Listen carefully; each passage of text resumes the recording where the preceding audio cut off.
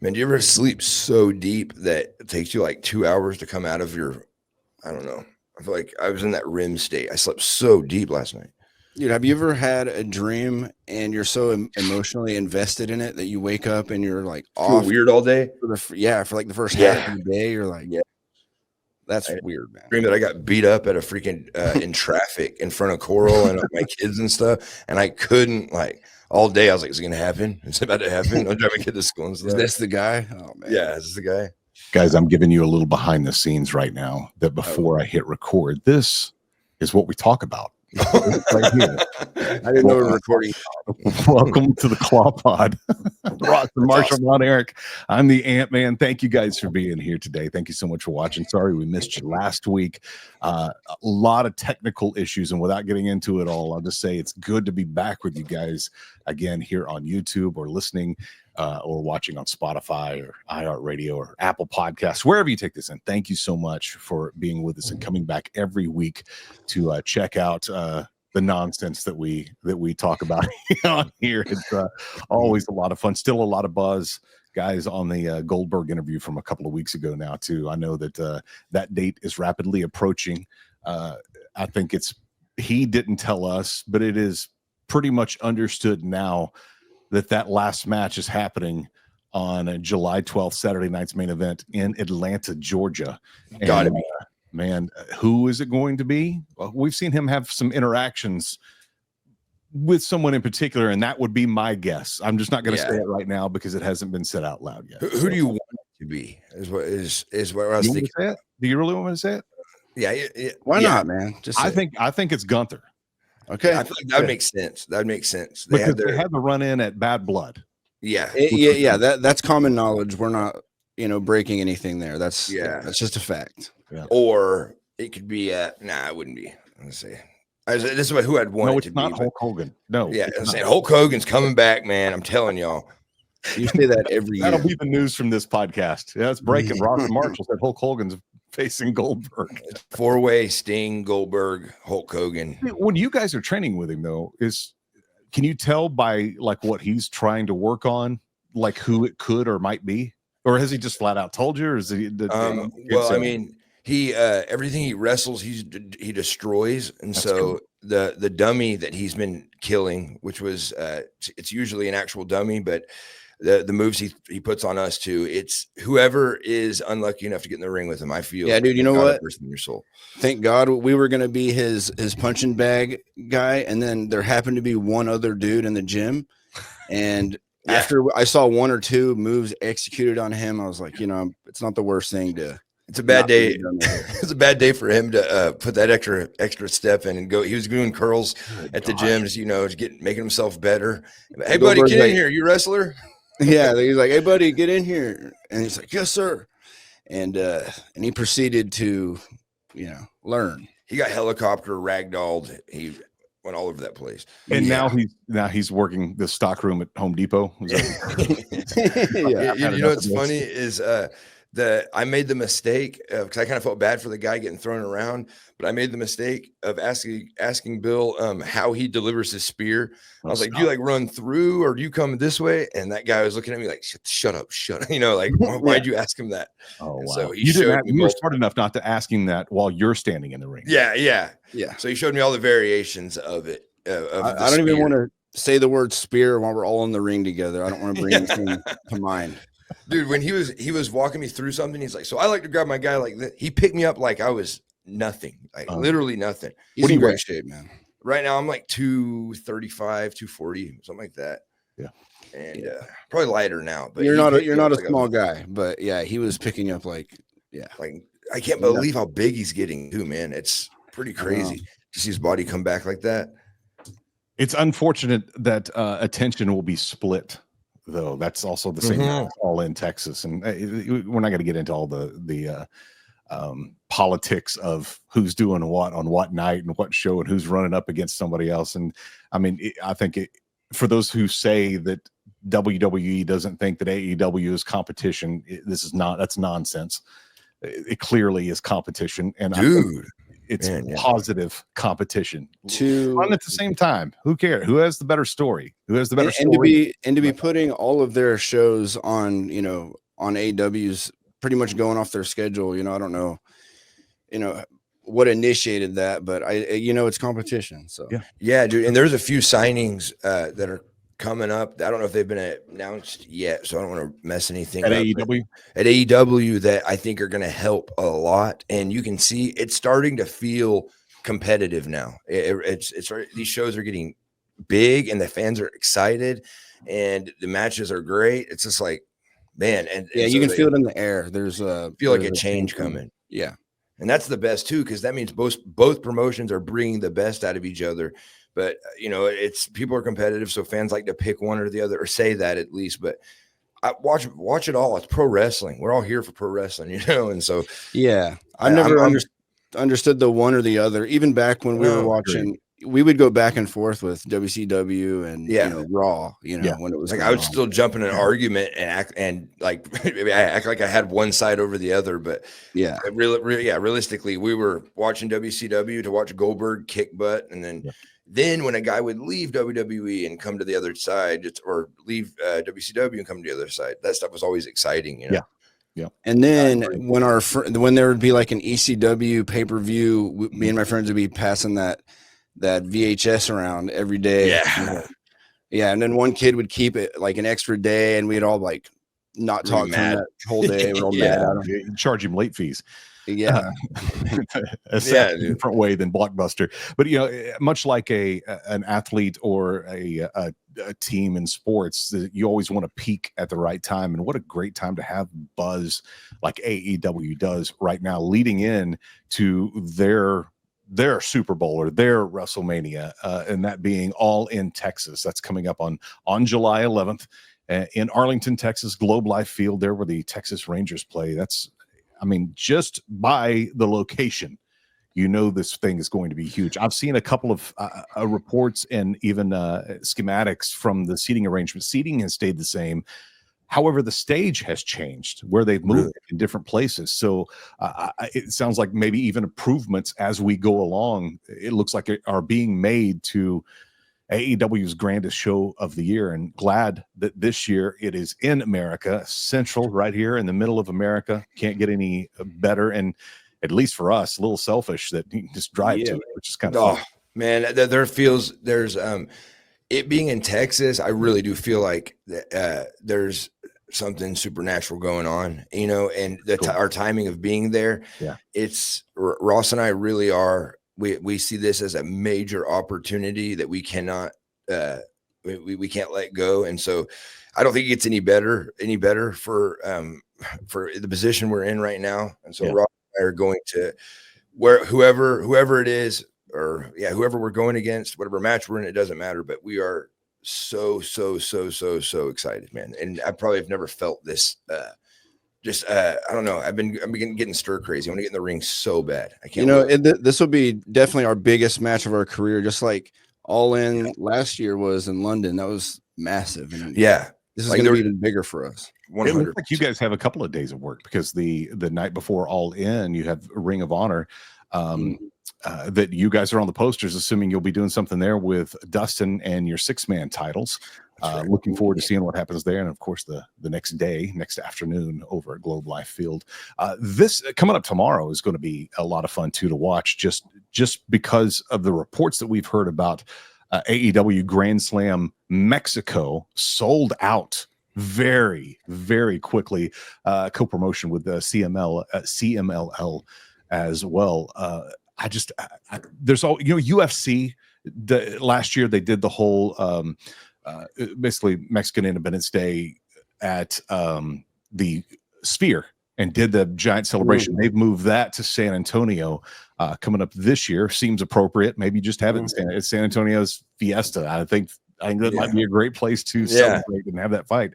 And maybe they just land there each year. But to actually cross the border and take the whole show over to our neighbors to the south, that's going to be a lot of fun coming up tomorrow night.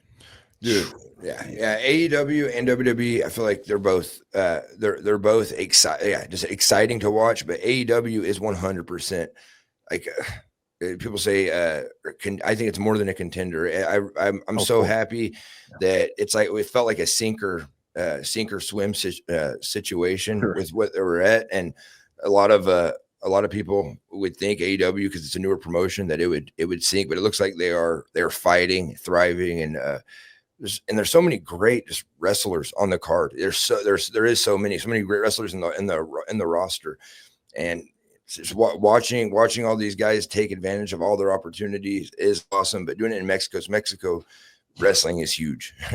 Absolutely it's massive. And you also know you're going to see a lot of high flying too. If you're into that, if that's your style of wrestling, or if you like a little taste of that, you're going to get more than you'll go back for seconds on some of the high flying action. You know what's crazy about Mexico really quick is it seems like almost like maybe 40% of the wrestlers are like second generation. They're luchadors, That's like a very common thing. Lots of juniors. Hey, who's that guy catching a lot of steam right now? Is it Iguana Man? He is in Mexico. You seen him?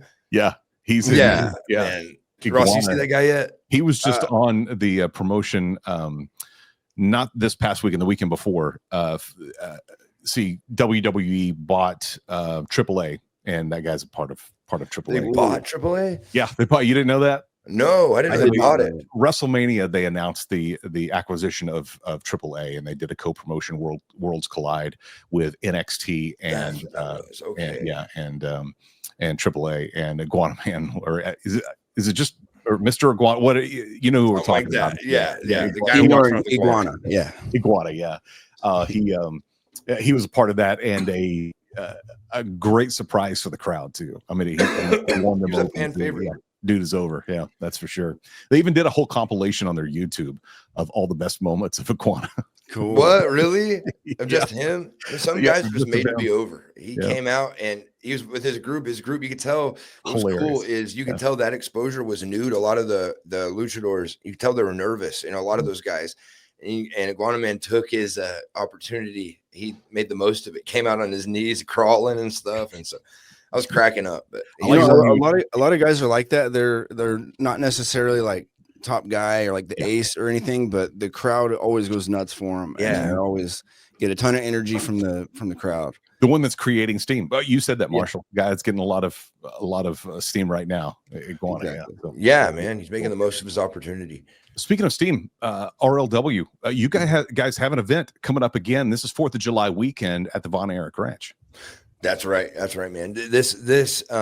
So we were talking, and it would be pretty cool because you know how pro wrestling it's like a tight knit community. It can be, and so it's always cool when there's like a venue, just an interesting venue. You got the 2300 arena that's just it's historical to ECW, and people love it. And so Ross and I were thinking, what if this becomes like the country hotspot, cool. for indie wrestling, but bring these Texas promotions out here. But it was crazy how great it went. RCW, they killed it. They came out here and put on an exciting show. Fans loved it. Driving, parking, all that stuff worked out great. We had some heavy rain on the way out, but other than that, it was a great experience. Yeah, here at the Von Erich Ranch, man, that's like, it's made for it. It really is. Yeah. I want to kind of put you on the spot for a second and ask this question. Could you ever see a weekly show at the Von Erich Ranch? Dude, I would like that. I would actually like that. At this point, like now that we've got a few under our belt, doesn't that seem like that would be? Yeah, man. Auditorium that you could build. Okay, now you're talking me and Ross's dream. Our dream was to build a mini sportatorium, and then during the weekdays, it's Von Erich barbecue. You're eating barbecue and all that stuff, and then on weekends we do. You don't need to travel anymore. That's what the sportatorium was. It had live music or whatever, and then on I guess it was Saturdays at the time it would have wrestling, but to do that same kind of thing, just have a restaurant and live events, live wrestling, and the little 3-bedroom cabin next to our venue, it looks a lot like the house my dad and his brothers grew up in. And we're thinking of like almost replicating their childhood home because we have so much memorabilia. But like, literally, mimicking that house and having fans able to come in and walk through it and, to see just Von Erich history, world class history, and all that stuff. That'd be kind of cool. At first, we were thinking of let's modernize it or whatever, and then we walked through it, and Dad walked through it, and he was like, it was bringing back all these memories of the house they grew up in, and he wanted to sleep there. He wanted to stay there. He's like, yeah, great. He was already on the property when you guys bought it. yeah, we get there. Yeah, it was already on the property. It was already here. Wow. And it's outdated, but I think it's for a reason. It really is. It's like a theme. It's got its own theme. It's like you could say outdated, but it's still like nice and clean or whatever. But it just got the vibe of the 70s, 80s. Grew up here, and we got like 70s movie posters all on the wall in there. Yeah. It's like the beadboard walls. It just feels like you go back in time. It really does. Well, thinking about having something there weekly, it wasn't a weekly show, but there was a promotion that ran for, I think I'd have to ask Al. We've talked a couple of times on Instagram, but he owned a promotion called WrestleCircus in downtown Austin, and I think it was once a month or once a quarter. I can't remember, but it would bring in big guys. The only show I would watch several of them on Twitch, but I actually went to one and shot photos. You went to one? Yeah, I went to one. Yeah, it was really, really cool. And the people at it though now are people that, Sammy Guevara was at that show. He was the last champion. He was the last. Was he? No, he wasn't. He actually was. He won that. And when he was celebrating, he got attacked by Scorpio, and he cashed in something. Scorpio became the last champion. Dude, they had a lot of steam. I haven't heard. Well, what happened to them? Because I remember so many wrestlers. Telling us they just got back, and we were going to do something with them, but did they? So they're not a promotion anymore.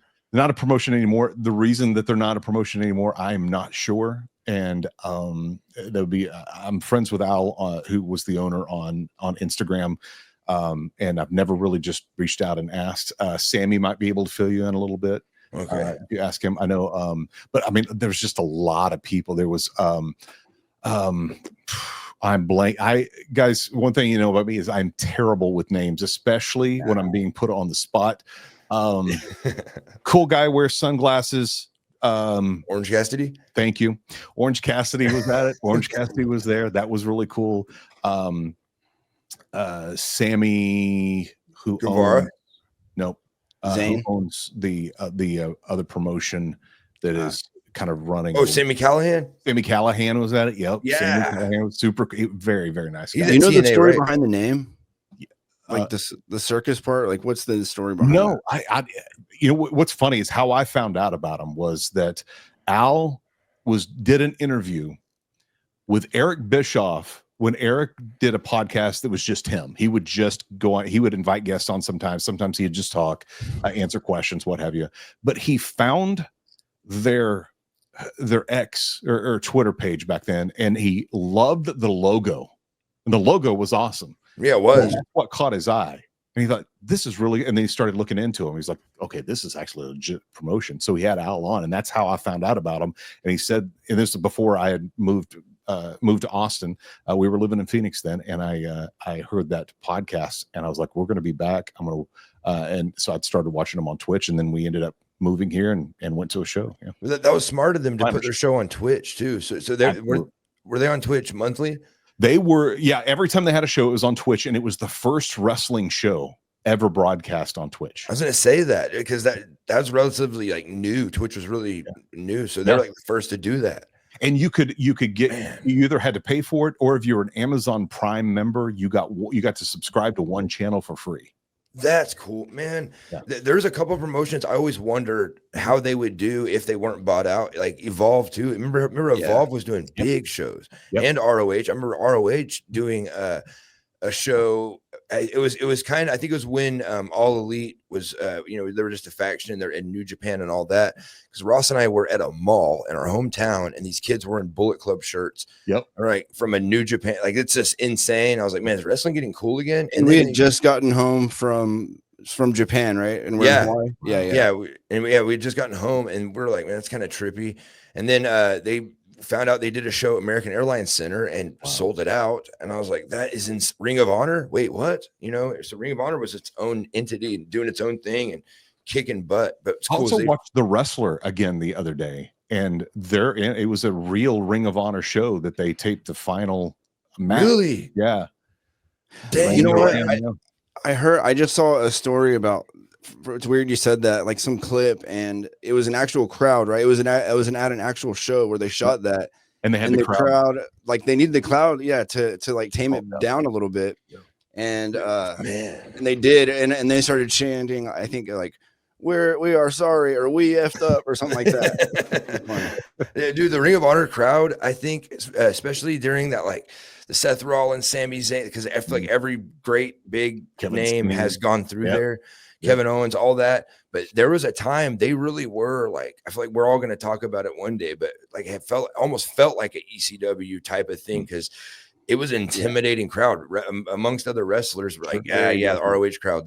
Did you ever wrestle for Ring of Honor? No, we got invited because we felt like we were chasing the Briscoes the whole time. The Briscoes, yes. Yeah, so we got to Noah Dojo, and we saw a picture of because we asked, is there any other brother tag teams that have come through the dojo? And they showed us the Briscoes, and we just zeroed in on them after that. Like, hey, we'll know we're getting somewhere if we can finally have a match with them. And thank you God, we were actually able to have a match with them at Ric Flair's retirement match, and That's that was incredible. That for us, that was a huge deal. It was a really big deal. Cool. Massive, man. Yeah, but yeah, but when they were down there though, because I feel like Briscoes were like a staple at ROH. You know, when you think of ROH, you just think of the Briscoes, and they were they were just loyal to that promotion 100%. Dude, remember how cool their reputation was? Hearing it from third person perspective, they're like, they're great and everything, but you know, they would do stuff like getting a fist fight in the hotel lobby, or you know, like break something, or you know, like, oh, that's each other all the time. They'd always get in fights with each other and stuff.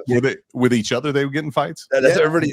Their reputation is like, I mean, they're great guys, but they're just they're intimidating. Man, they'll start fighting each other at the drop of a hat, and because they got the young Briscoes, so they're probably less tamed. Vinegar at that age, But now, man, it's both of them were.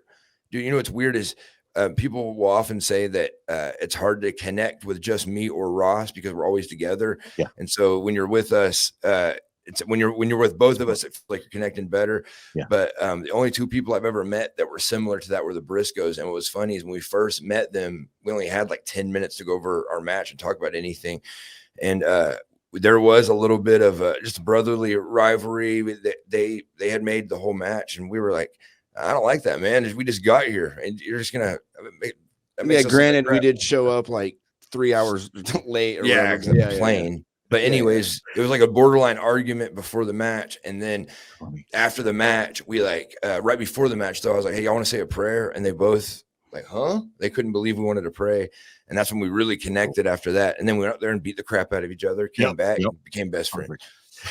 This whole conversation right here started talking about RLW being at the Von Erich Ranch. Remind everybody again what date that is and where they can get tickets, Ross. That's going to be July 6th. And Marshall, right now, I know they're all over Facebook, RCW, River City Wrestling. And RCW. Yeah. I apologize. I said the wrong one. All good. Yeah. Get it right, man. But Marshall, do you know about tickets? I know on Facebook they have a way. Yeah, usually I'm gonna ask Brandon to send me a link, something that I can send, and we'll share it. Yeah, and we'll share it. But okay, well, we'll get that, and then I'll put it in the description of this. That's what I was gonna say. Anthony's always good at the details. So if you're watching on YouTube, go down and check the under comments the description of this video, and we'll put a link right there at the top so you can grab it. Yes, if you'd like to go out to the Von Erich Ranch July 6th, 4th of July weekend, that'd be a lot of fun. And I'll be with you in spirit. I'm going to be out of town for that. You know, Anthony, I was thinking about starting a raffle or something, but a vote. And if we get the fans to do the listeners to do a vote a certain amount of times or whatever, basically the end result is we get you in the ring to tag with us for a 6-man. Okay. And I feel like that needs to happen soon. Just at least for our listeners. Okay, people, we just want an excuse to get Anthony in the ring with us at some point. We just need any excuse. If you can think of one, we're all ears. Okay. Okay. Yeah. All right. I'm already thinking of some finishers. I have finishers. A triple man finish. We get Anthony over our heads. It's got to have ant something. Yes, dude. dude. Bomb or something. Yeah. Ant bomb. I'll do an ant claw. How about that? I don't know if they even have claws. You just start biting your opponent wrong. I'm like a fire ant. And the only way you can get rid of me is with spray. That's what it is. You and the iguana man are going at it.